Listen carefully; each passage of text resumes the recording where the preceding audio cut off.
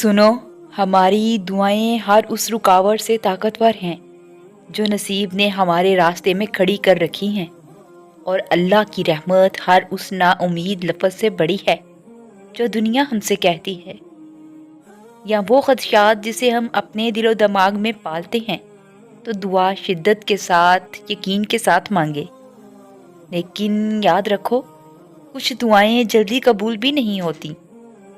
جو جتنی شدت سے مانگتا ہے اس کو اسی شدت سے مایوسی کا سامنا بھی کرنا پڑتا ہے۔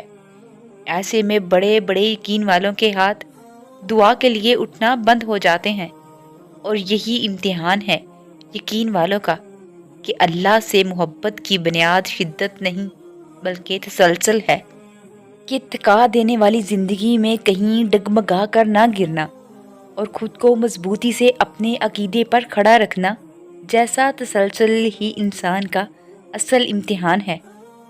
اور تمہاری دعائیں اللہ پر توکل کی دلیل ہوتی ہیں کہ وہی ہے جو ہر ادھوری کہانی کو مکمل کرنے پر قدرت رکھتا ہے، اور تمہارا توکل اللہ رب العزت سے جو گمان کرتا ہے، اللہ رب العزت پھر ویسا ہی بن کر تمہیں ملتا ہے۔ تو پھر یہ کیوں سوچنا کہ دعائیں مقدر نہیں بدلتی؟ لیکن یاد رکھو، جب تم یقین کا دعویٰ کرتے ہو تو اللہ پاک تمہیں آزمائے گا، لیکن اللہ کا وعدہ بھی ہے کہ وہ کسی کو بھی اس کی طاقت سے زیادہ نہیں آزمائے گا۔ وہ مایوس نہیں کرتا اپنے بندے کو۔